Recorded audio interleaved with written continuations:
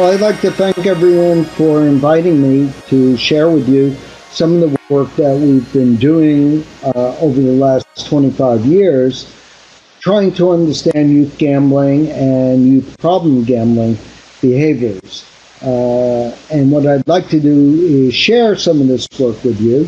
At our center at McGill University in Montreal, we've been very actively involved in research, treatment, prevention, and the development of public policy work. We have a number of collaborators that we work with throughout the world, including Australia, which I'll talk a little bit about. So again, I'd like to welcome everyone to this webinar. Just to try to put this in perspective, what we see is that gambling can be developed or viewed really as on a continuum from non-gambling, where we basically have individuals who are not gambling at all, to those who are starting to gamble occasionally. These are sometimes referred to as social gamblers or recreational gamblers. And as you continue to gamble, and those who gamble excessively start running into some problems, and so they become what we often refer to as at-risk gamblers. These are individuals who basically are starting to show some clinical signs of gambling problems, but don't necessarily reach the clinical criteria for a real gambling disorder. Then if an individual continues to gamble and gets more and more out of control, they are often referred to as either compulsive gamblers, problem gamblers, pathological gamblers, or more recently in DSM-5, they're viewed as disordered gamblers. So this continuum is important to keep in mind because psychologists have learned that problem gambling or compulsive gambling, whatever you want to call these individuals over here, this is not what psychologists refer to as single trial learning. You don't gamble once and you become hooked or addicted or disordered gambling. It's a progressive disorder. And what we're concerned about is to try, obviously, to keep people from this area. And it is not impossible to move people from disordered gambling back into at-risk gambling or, in fact, into social gambling. There are a number of people who have suggested over time that it's relatively important for gamblers to keep gambling, and then in fact that you could teach them controlled gambling. We'll talk a little more about that later on. So to put this in some general perspective, this comes from the work that was originally developed by the Center for Substance Abuse Prevention and Substance Abuse and Mental Health Service Administration in the United States, which began to look at adolescent risky behaviors. And as you can see here,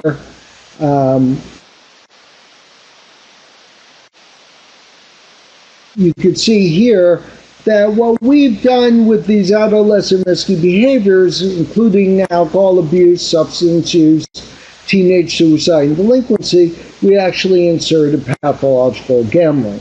And for the last 25 years or so, looking at this model, we've been really trying to focus in on these individual risk and protective factors.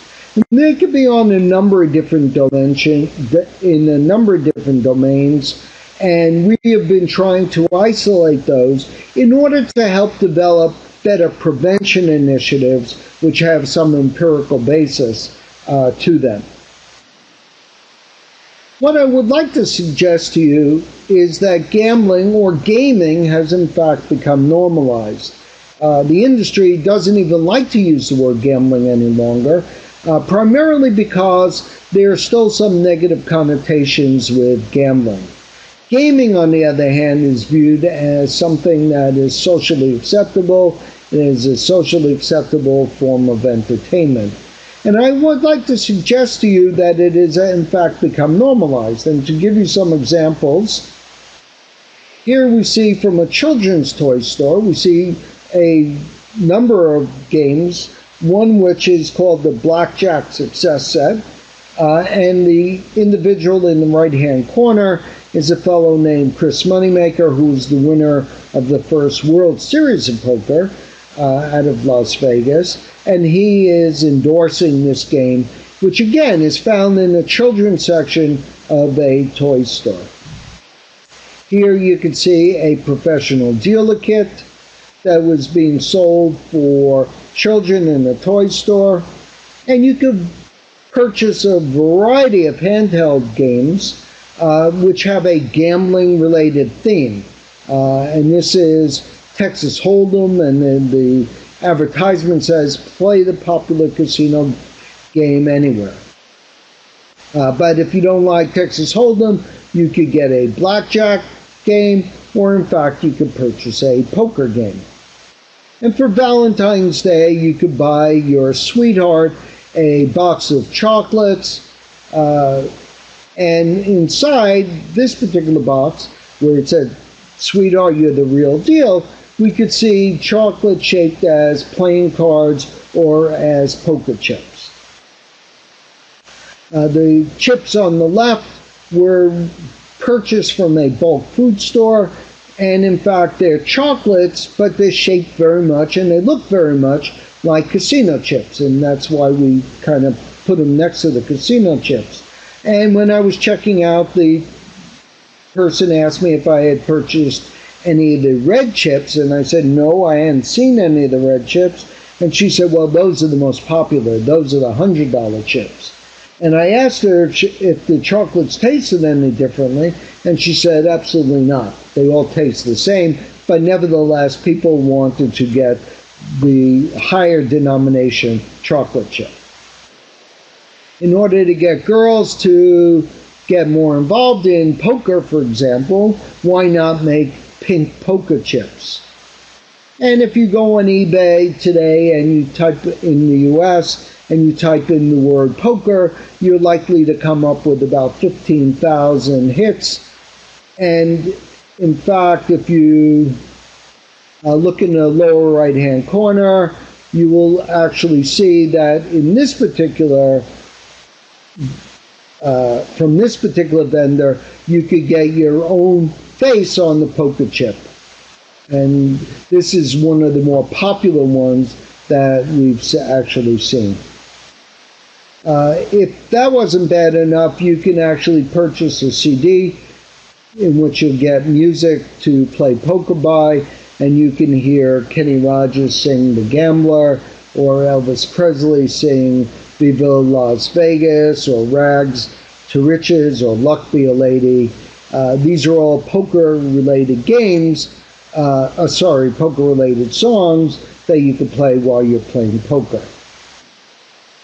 You could get games or CDs for your computer or for your handheld games or your machines, and in this case we see one for the Wii, but you can also get these for the Xbox or a wide variety of games.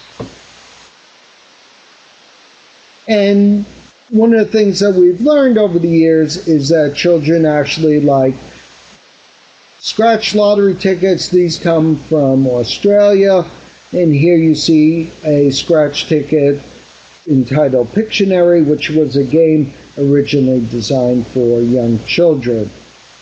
Some other examples include Scrabble, once again a game developed for children, and is now in a lottery.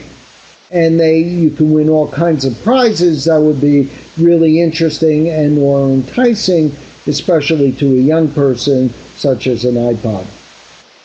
Here we see the Flintstones, which is a cartoon character that was developed for children, and a company called MDI is now currently licensing a wide variety of cartoon characters for lottery products around the world. And in the UK, in the seaside resorts, here's a picture of a young child playing what is referred to as a fruit machine, primarily because there are symbols of fruit, and these are low-cost slot machines, and there is in fact no age requirement or no age restriction in terms of an individual playing. Macau is the gambling capital of the world, with revenues continuously increasing, exceeding those of Las Vegas and other jurisdictions. And in a playground, you can actually begin to, if you look closely in this little hut, you will see a spinning wheel here with a wide variety of different mechanisms. And what you then see here is that it actually even says the word roulette. And it looks like in some ways, it's a simulated roulette wheel. The child can then guess or try to guess which one is the best, where the wheel is actually going to spin and land. But gambling or gaming has also become very, very glamorized in our society. And here we have our friend Mr. Bond. Most of his movies actually, in one way or another, have a gambling-related theme. And here you see him playing Baccarat, which is his game of choice. But there are other movies, Bugsy, based on Bugsy Siegel, who developed the first casino in Nevada, in Las Vegas, and is often credited with helping build Las Vegas, who was a gangster out of New York originally. And the game 21, the movie 21, which is based on the game of Blackjack, or 21, as it's often referred to. And here's a picture of Kevin Spacey, who was the professor who was teaching his students at MIT, Massachusetts Institute of Technology, how to do card counting. And when you do card counting, you're actually trying to increase the odds into your favor. These young people ran into a number of problems. This is a very loose interpretation of what actually had. But nevertheless, when you ask adolescents, how many of you have seen this movie? Many of them say they've seen the movie. And what have you learned? They've learned that they're smarter than these individuals in the movie, and they know how to actually win. So the question then is gambling amongst youth a problem? And what I'd like to suggest to you is the following. If you look at the left side of the graph or the table here, you will actually see children from grade 7 through grade 11. You're looking at children who are about 12 years of age till about 16 or 17. There's actually a mistake on this graph. If you look at alcohol, this number should be 87.4%. But what you see by looking at the left side of this green line is that, in fact, there's a linear increase. You go up considerably from 12 years of age till about 16. More and more individuals say that they've actually consumed alcohol. The same thing is true with drugs, and the same thing is true with cigarettes. But if you look at gambling on the bottom in orange, gambling is flat, and it's relatively flat, but it's flat high. There are more adolescents and children who tell us that they've gambled than have done any other potentially risky addictive behavior. If you look at the right side of this line, as one would expect, you would think that fewer children would be doing these activities on a weekly basis, and that's accurate. But what you see, once again, is a linear increase whereby children in grade 7 through grade 11 increase in alcohol use, increase in drug use, and increase in cigarette use. Yet gambling is flat, but it's flat high. In essence, there are more individuals, more children, more adolescents who report having gambled than engaged in other potentially addictive behaviors. And this is true from a lot of our research, work that's been done by Harold Wynne in the western part of Canada, and reports by the Australian Productivity Commissions over the years. And when you ask pathological gamblers or disordered gamblers, adult disordered gamblers, When did they start gambling? Many of them report starting when they're 9 and 10 years of age, and as a result, a number of our prevention programs actually start when their children are fairly young. But the question then becomes, besides the fact that it's normalized, why are in fact young people gambling? What is making it so attractive? When we first began to do these studies, we thought that the likely answer to that question would be that they're trying to make money, because very few of them have jobs. They're highly dependent upon their parents for money. Maybe they get an allowance. But we thought that young children who would view gambling as an easy or relatively easy way to make money.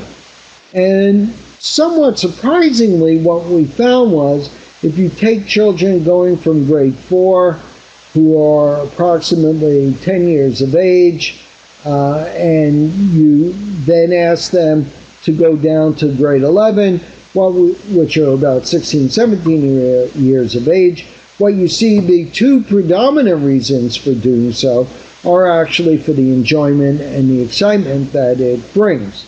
Money becomes important as you get older because money takes on a much more meaningful thing for adolescents as they become 16 years of age.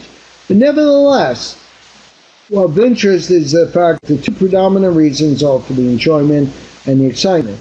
And in fact, if you ask adults why did they gamble, you would find a very similar set of responses. And that is why the industry as a whole is trying to sell gambling as gaming as a form of entertainment. To look at the severity of gambling problems internationally, one can just look at severe problem gambling, the prevalence studies that have been done. I certainly didn't intend on listing all of them. There are a wide variety of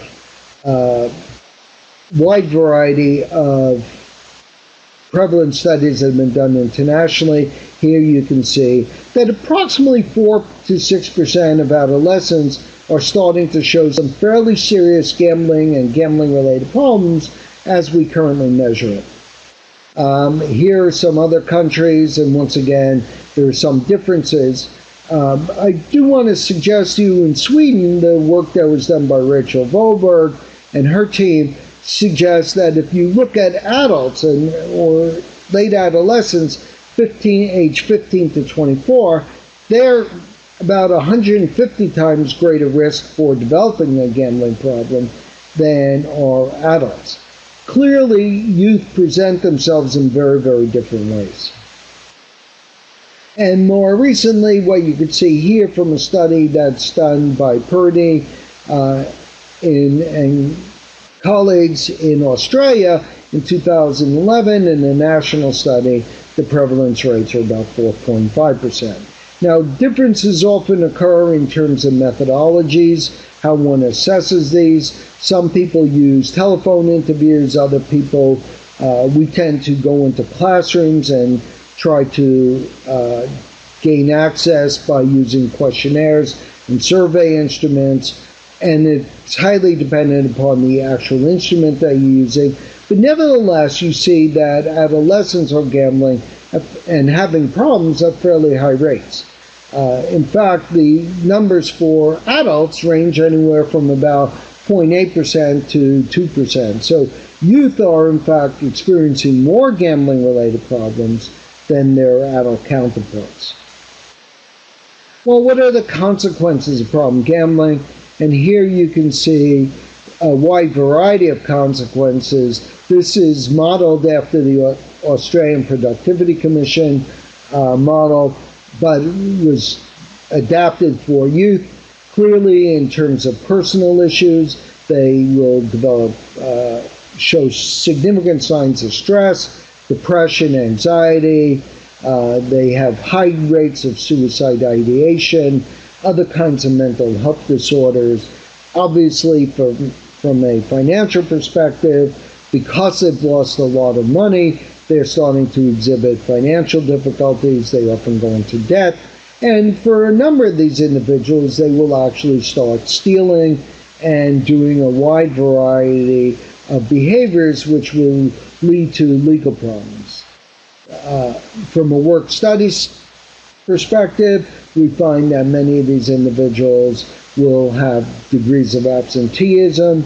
They do poorly in terms of their academic performance in school. And we've had teenagers who tell us that when they're not gambling, they're watching gambling on TV. When they're not watching it on TV, they're videotaping it and watching the tapes, and that becomes their education. And in fact, we found a whole new group of people who are suggesting that they, as a profession, what they would like to do is to become professional gamblers. This is now ranking right up there with lawyers and doctors and engineers. And many youths view this as glamorous. They view it as an easy way to make money, and lots of money, in fact.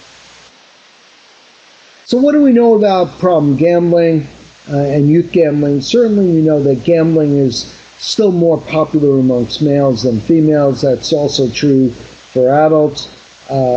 That's the good news, I guess. The bad news is that females are actually catching up. Adolescent prevalence rates, as I had mentioned earlier, are anywhere between 2 and 4 times that of adults.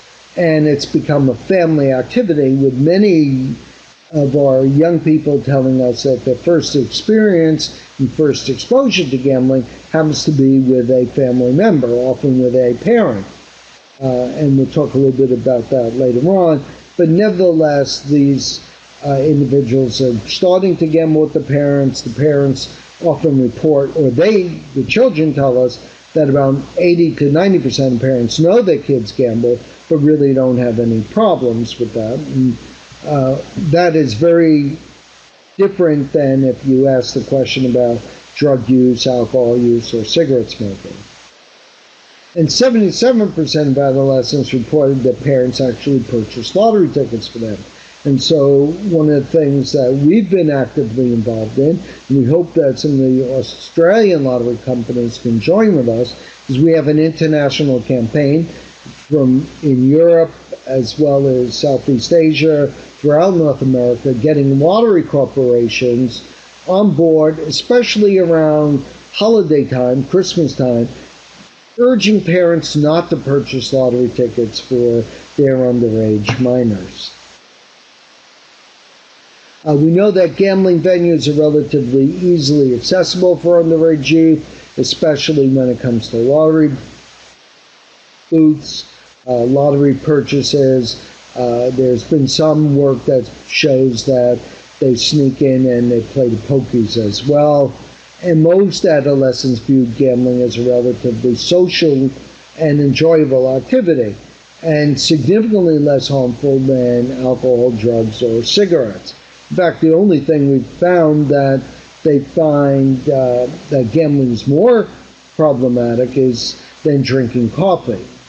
We know that adolescents are easily influenced by advertisements in general, and there's real concern in Australia about producing ads on television and trying to look at advertising gambling websites and so forth. We know that from our research that many of these adolescents who have gambling problems are much more attuned to gambling advertisements, and whether or not these individuals will actually gamble more as a result of that seems to be true. And so the advertisements themselves need to be looked at. We know that you believe that gambling is a relatively benign activity, and in fact 37% believe that teenagers should be allowed to use the EGMs or the electronic gambling machines or the pokies, because it looks like a fun activity and really is not very harmful. While 72% agree that gambling can be bad, 28% think it's no problem. And in fact, within the 72%, a large percentage of those individuals seem to be suggesting that anything that's going to be bad or happen that can be viewed as negative will not happen while they're teenagers, but really only happen much later on in life. And we know that few adolescents fear getting caught gambling. And this comes from one of our early studies, which basically shows excuse me, that by the time children are 10 years of age, only about 44% of youth actually are concerned about getting caught gambling by their parents. And those numbers dramatically decrease by the time children become 15 and 16 years of age. This is really, really important to understand, because if you ask children and adolescents, are you afraid getting caught drinking or doing drugs, especially drug use, you actually see those numbers increasing. The majority of youth also believe that tricks and strategies and practice will help them become more successful. 56% agree tricks are associated with becoming a successful gambler, and 40% agree that the more you practice, the better you're going to get at gambling. And this is particularly problematic as well when we look at some of the social casino gaming sites, and we'll talk a little more about that later on. We know that they're bombarded by advertisements, and then most of these individuals, once they see these advertisements, actually want to go and try to gamble. And they're really predominantly oriented towards the dream. They dream of what winnings can actually buy, the thrill, the excitement, the charisma associated with being a successful gambler.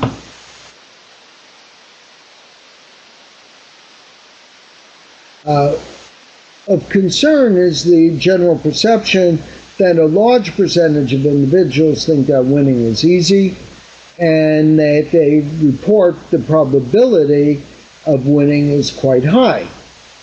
Clearly, 81% of these youth talk about gambling as a way of making you rich, and in terms of becoming very, very successful. And as I mentioned earlier, we see a whole group of people who think that what they would like to do later on in life is to become a professional gambler. We know that those individuals who are experiencing gambling problems amongst adolescents also much more likely to be males. They're greater risk takers. They experience poor general coping skills. They report gambling at earlier ages, approximately 10 years of age. And there is, in fact, a much more rapid movement of social gamblers to problem gamblers than we see in adults. Rachel Volberg's work seems to suggest that it takes about 7 years for an adult from onset to problem gambling or disordered gambling. What we know about kids is that they do it much more quickly. They're more likely to gamble after seeing an advertisement for gambling. They have lower self-esteem. They have higher rates of anxiety and depression. They dissociate more frequently when they gamble, and they're at heightened risk for suicide ideation and suicide attempts. A number of these children actually go on and develop delinquent and criminal behaviors as a result of their gambling. In fact, we have two groups of people, more or less, that we could divide them by. One group, when they've lost all their money and they have no more access to money, actually wind up stopping their gambling. The other group winds up trying to do some criminal behavior or some antisocial behavior in order to get money, in order to continue their gambling. In fact, many of these individuals start stealing from their parents or their siblings, and the reason for that is most individuals who perceive that if they get caught stealing in order to support their gambling behavior, their parents are not going to press charges or get the legal system involved. We know that they have disrupted family relationships. There are countless cases where children have stolen very personal objects from parents. There's a real concern about a lack of trust, and these individuals do very, very poorly in school, and they show signs of academic problems later on, with a number of them actually dropping out of school. If you're watching gambling, if you're gambling, if you're videotaping and watching the videotapes, it's very, very difficult to focus in on your schoolwork. Interestingly enough, we found that many of these adolescents do report having a support group. However, their old friends are often replaced by what we refer to as gambling associates. In other words, they're good friends that they've grown up with, they're good friends that they've often associated with, are now being replaced by people who are also gambling. And this becomes very, very difficult. And one of the great challenges that we have when we're doing treatment of these individuals, because what we're trying to do is get them to reconnect with their old friends. Nevertheless, because of the way they've lied to their friends, misrepresented what they were doing, they borrowed money or stolen money, that becomes very, very difficult. They do score higher on measures of excitability, on measures of extroversion, impulsivity, and anxiety, and lower on measures of self-conformity and self-discipline. One of the things that we've also found is they score lower on measures of resiliency in light of risk factors. We know that everyone will face adversity at one point or another in their life. Some may face it academically, some socially, but what we do know is that individuals who don't have gambling problems, adolescents who don't have problems, tend to be much more resilient. They tend to look at more effective coping strategies. They tend to become much more resilient in spite of the adversity that's happening in their life. The other thing we know is that they remain at increased risk for the development of other forms of addiction or multiple addictions. And so from a therapeutic point of view, while I believe that we can get individuals to stop their gambling, they often need something to replace their gambling. In fact, if you get children to stop gambling, one would think intuitively that their depression would actually decrease. In fact, what happens is their depression actually increases. Their anxiety increases because you've basically taken away their best friend. And as a result, they have to figure out some other alternative way of coping. And if their coping skills are not well developed, then they will turn to other forms of addiction. Many of the youth that we see have a propensity towards other addictive behaviors, but in fact argue that they will keep all their money for their gambling. So while they will engage in some drug use or cigarette smoking in particular, but some drug use or alcohol use, they will often report, as long as someone else gives us that, that's fine, but the reality is we need all our money for our gambling. And what you can see in this particular figure here is that there's a linear increase as you go from non-gambling, which is in yellow, or kind of gray shaded area, right through probable pathological gambling or disordered gambling. Alcohol use increases, drug use increases, and so does smoking. These individuals are risky in a wide variety of ways, and sometimes when we do clinical work with these individuals, and we talk about substance abusers and we talk about other risky behaviors, we're really talking about the same individual. These children have been shown to experience more major life events and more early childhood traumas. They're more likely to have a parent with a gambling problem, especially a father, and they have some form of mental health issues. They also display significant cognitive distortions compared to peers when gambling. They certainly believe that over time they can actually win, that their skills are much more sophisticated. In fact, males, when they're winning, tend to view this as very skill-oriented. When they're losing, they say bad luck. Females, on the other hand, are much more realistic. when they're losing, they say, gee, I shouldn't have gambled. This was a silly thing to do. Males tend to externalize their behaviors a lot more. Females tend to internalize their behaviors more. And interestingly enough, problem gamblers see both the benefits and risks associated with excessive gambling, but what they view is that the risks are not immediate risks, that the risks will come much later in life, and in fact, by that time, their perception is that they will have stopped their gambling behavior.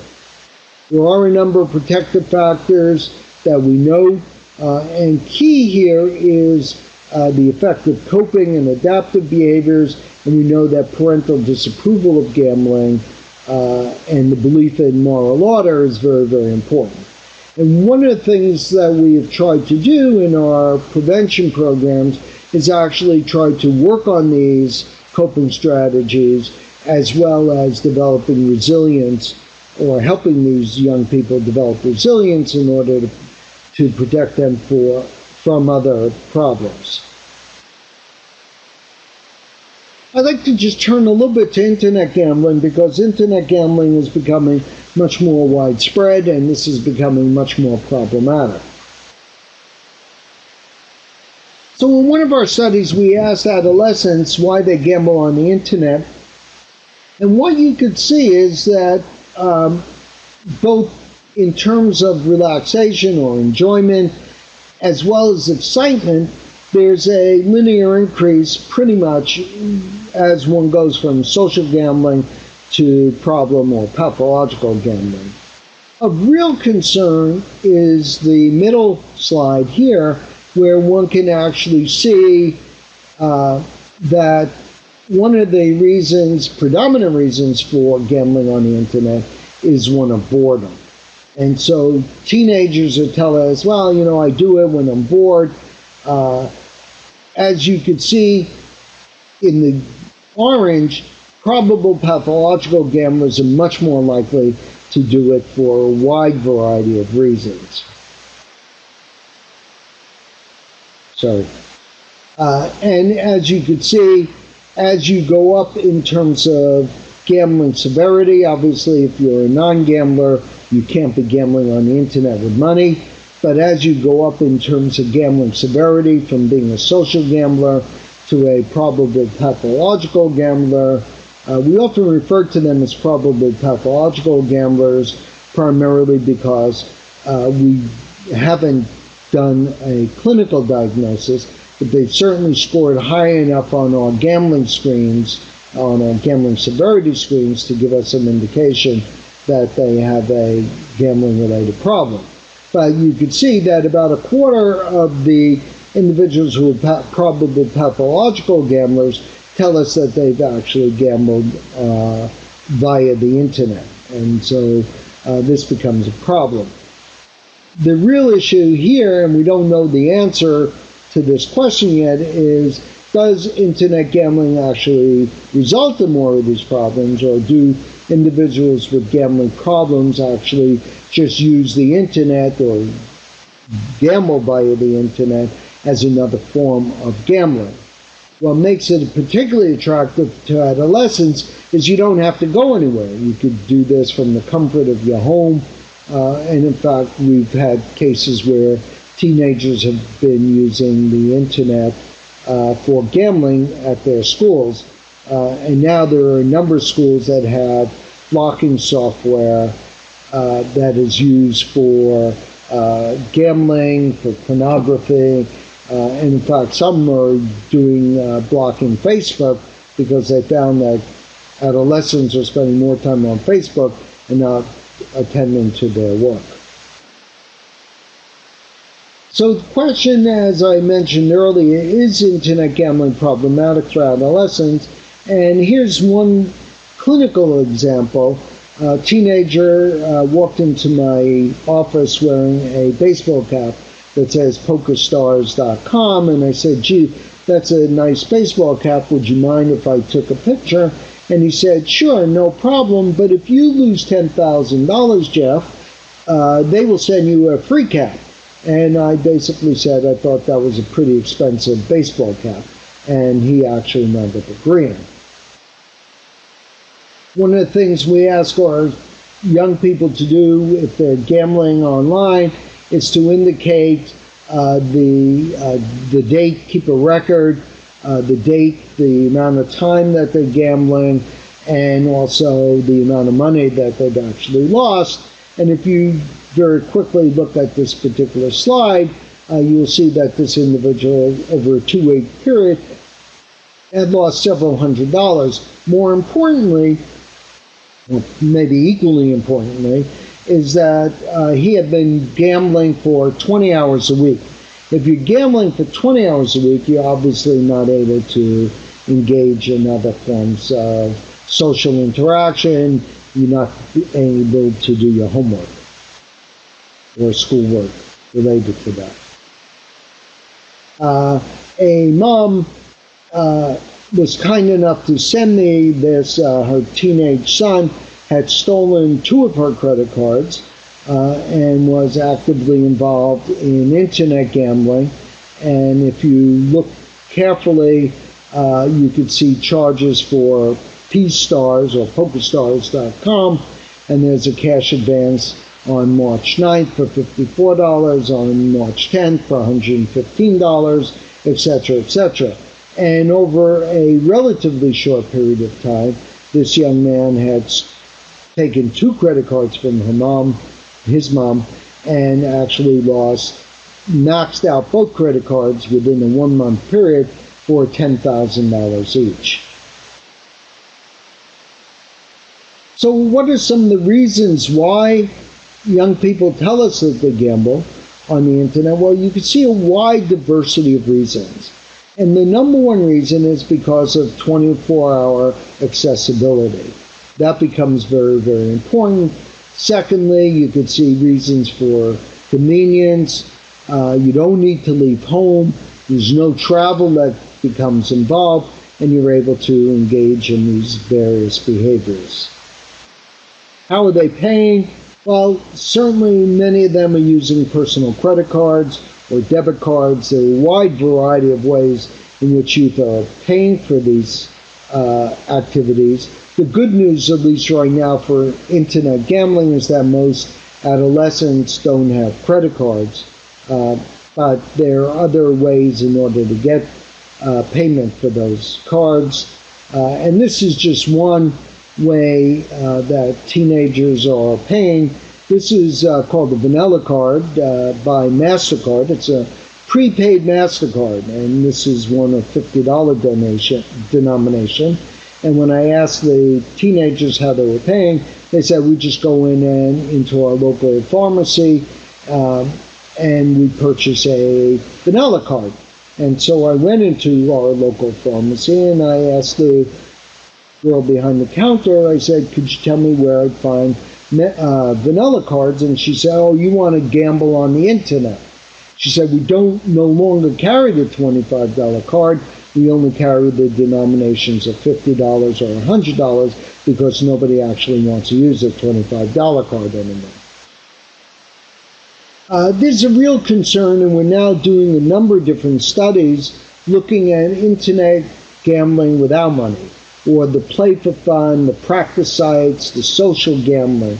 These are sites in which individuals will engage on gambling simulated tasks. Frequently they will play for virtual currency. We have a very large study that we're doing right now in Australia with Nerily Hing and Alex Blazinski, Sally Gainsbury, Alex Russell, Paul DeFabro, and Dan King, looking at why individuals engage in these behaviors and whether or not there's a transition between gambling without money on these sites for virtual currency to are they more prone to want to gamble online for money. And so these are just a couple examples of practice sites that one can find on the internet. This one's from Party Poker, Play for Free, Win for Real, Welcome to the World's Largest Poker Room, and there are other examples as well. This one is from a company that is no longer in existence because of some problems they ran into with the U.S. federal government, but it was called Full Tilt, and here you can play for free, and we'll talk a little more about that. This one is for PokerStars.net. Many of the gambling sites use the .net site for the fun, for the practice, for educating individuals actually how to play the game. There have been a number of studies, one of which was done by some colleagues in Quebec City, Serge Sevigny and Bob Ladouceur, where they asked their graduate students to go online and play these .net sites in roulette, and what they found was, and then after they played for a certain period of time, what they did was they then asked them to go on the .com sites and play for real, and guess what you find? You find that the .net sites have, or they found that the .net sites, when playing roulette, which is a completely random game, those sites actually had higher payout rates. And so if you're a 16 or a 17-year-old or even an adult and you're playing these games for fun, and you're winning lots and lots of virtual currency or fake money, or your chips are getting higher, it's a natural belief that had you only been playing for real money, look how much money you would have actually made. So casino-type games, the social games, have become the most popular form of social gaming. And in fact, in 2010, there were 338 applications that allowed wagering using virtual credits on Facebook itself. And the top 5 Facebook casino games attracted almost 50 million active users. For those of you familiar with poker, you will note that Zynga Poker, one of the most popular forms of poker online, attracts about 35 million people monthly and almost 7 million people on a daily basis. These numbers are growing dramatically. Of the top 10 grossing iPhone apps in the US, as an example, 3 are currently casino games: Slotomania, Zynga Poker, and Texas Hold'em. So the question that we are asking in our Australian study, as well as a study that we're currently doing in Canada, is there a convergence of social media sites and actual gambling? And this becomes quite critical. So the simulated games originally played for virtual money are now being played for real money. And where we're seeing a convergence is in a wide diversity of gambling opportunities, whether it be poker or card games, casino games, being roulette or blackjack or poker, Pai-Gow poker, or in terms of baccarat. We're seeing even sports wagering where you can gamble online for fun, and then there's a trend whether or not it will send you over to, or there's a convergence to other forms of gambling.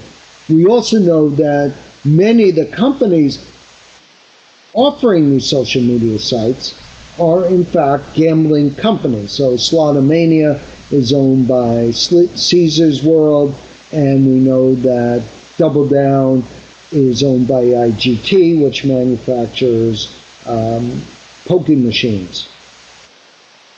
And here's just a couple of examples of these different kinds of games, and these are snapshots taken from a website, and here you can see playing roulette, you can see playing Texas Hold'em, you could play a wide variety of games. This is a simulated slot machine or poking machine. We've begun to look at the attitudes and perceptions of adolescents in terms of the risky behaviors from a parent's perspective. So we've asked parents to tell us which issues are most important for you as a parent with respect to your teenager. And this was quite revealing to us, where of the 13 potentially risky behaviors, we find only about 40% of parents saying, gambling amongst youth is a potential problem. That is lower than any other potentially risky behavior, including violence and bullying, smoking, obesity and eating disorders, drug use and alcohol use. So we tried to follow that study up, and we said, well, maybe parents are a little bit tuned out. Let's see what teachers actually tell us. Teachers may be more in tune, and we've done these studies actually cross-culturally as well. Just recently, we've done a study in Romania with teachers. But basically what I'd like to suggest to you is if you look at the dark blue, this is where parents are, and you look at the green, this is teacher responses. These are Canadian studies that I'm recording here. But teachers tend to be less concerned about many things about teenagers. These are all high school teachers. But look at the bottom where you see gambling. Gambling is the one that, once again, is perceived to be the least problematic, potentially problematic behavior amongst adolescents. So while 40% of parents are concerned about potential gambling problems, only 20% of teachers. So if we're going to be developing some of our prevention tools, we need to really look at addressing the teachers. We then followed this study up with a further study. And we were looking at mental health professionals who were dealing with children or adolescents. And so we asked mental health professionals to tell us what are the most typical problems that they're concerned about. And so the mental health professionals are in red, the teachers are in green, and the parents are in blue. And once again, look at the bottom number. What you can see is that about 18% of mental health professionals are concerned about gambling. So if all the typical behaviors that, or potentially risky behaviors that are typical of adolescents, gambling is certainly viewed as the least potentially problematic. The good news on these studies is that teachers and mental health professionals, as well as parents, are very interested in learning more about what they could do to alleviate gambling problems. This raises the question as to whether or not parents are aware. And once again, going back to the earlier work that I reported, we find that many parents start gambling with their children at a fairly early age. In fact, in a study that we looked at with respect to internet gambling, we actually had parents and teenagers telling us that the parents actually gave them their credit card in order to gamble. I think it's very important for those of you who are working directly with gamblers in a clinical population, or even those of you on the helpline, to understand that problem gamblers are not a homogeneous group. And I'd like to clarify that by saying it's not just that some are males and some are females, but that what we find is that sports gamblers are often very different than machine gamblers or poker gamblers, who are often very different than lottery gamblers and so forth. And it's a very complex relationship. And we'll talk a little more about that in a minute. The identification of adolescent problem gambling, I just want to suggest to you that there are a number of different gambling screens that are available, DSM-4 MRJ, the SOGS-RA, which is based on the South Oaks gambling screen for adults, the revised for adolescent screen, and the GA20 have been used. And we've actually found that of all of those scales, the DSM-4 MRJ is the most conservative, and we're using that. We continue to use that in a number of studies. For those of you who are interested, please feel free to go on our website. You'll be able to find these instruments, and our website is www.youthgambling.com. Just to give you an idea as to what you find on the DSM-4 MRJ, you will see things like thinking about gambling all the time, in other words, preoccupation, increasing more and more money on gambling. One of the things that we know about problem gambling is that individuals actually habituate. And if you're going for that adrenaline rush, and if you're going for that level of excitement, there are two ways that you can get that. One is by increasing the frequency in which you gamble, and the second by is increasing the wager.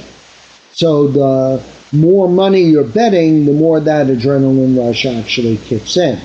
For example, on internet gambling, you can play Texas Hold'em poker for a penny or two a hand. And so when we have internet gamblers, adolescents, we often suggest that they go on and they play 1 or 2 cents. And they will say, but that doesn't do it for me anymore. I may have started at 1 or 2 cents, but I really need to continuously increase the amount of money. These individuals become tense, restless when they're trying to cut down their gambling. They use other money for gambling. In other words, they borrow money, they steal money in order to get involved in, or to maintain their gambling. As I mentioned earlier, they'll often take money from family members without their knowledge, and they often have difficulties by falling out with family members and friends because of their gambling.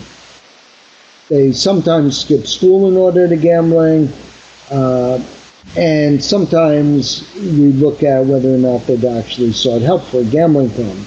Most teenagers tend not to want to seek help for anything. They view themselves as everyone else. They're impervious. In fact, outside my waiting room, I have a list of the items from the DSM-4 MRJ, and it basically says if you endorse 4 or more, you may have a gambling problem. And I've had teenagers say, I've endorsed all 10. I don't think I have a gambling problem. My parents think I have a gambling problem. My girlfriend thinks I have a gambling problem. My friends think I have a gambling problem.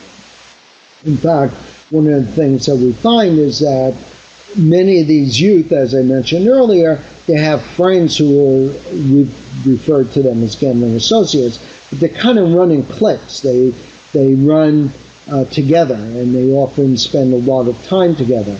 So it's not atypical for one of the teenagers who's coming in for treatment to suggest or ask the question, can I bring my friend in? He has a gambling problem. And I say, of course, and he'll say, but he doesn't think he has a gambling problem, but I know he has a gambling problem. So, as I mentioned, teens typically don't seek help for problems, and they don't think they have a gambling problem. The key is getting individuals, especially those individuals who are calling the helpline or who are coming in for treatment, getting those individuals to understand that with help, things can actually get better. And while I argued before that by removing gambling from a disordered gambler or an adolescent problem gambler is like taking away their best friend, the trade-off that they're willing to make is that they won't feel so badly about their life. We've had teenagers tell us that gambling is all-consuming, that all they want to be able to do is wake up in the morning like all other kids and be able to go to school. And one teenager told me he just wanted to go out and smell the roses and enjoy that, as opposed to always looking at where they can get money in order to gamble. We had a young man who was gambling very heavily in the casino, and they actually gave him free meals, and he had these 2 beautiful girls on both arms, and these girls, all they want to do is spend more time with him. And he said, you know, what was on my mind was, when can I get back and continue gambling? As this young man told us, nothing in the world, not sex, not drugs, nothing compares to the high, to the level of excitement, to the thrill of when he's gambling. Part of the problem with gambling is that adrenaline rush comes often when you're winning or you're losing.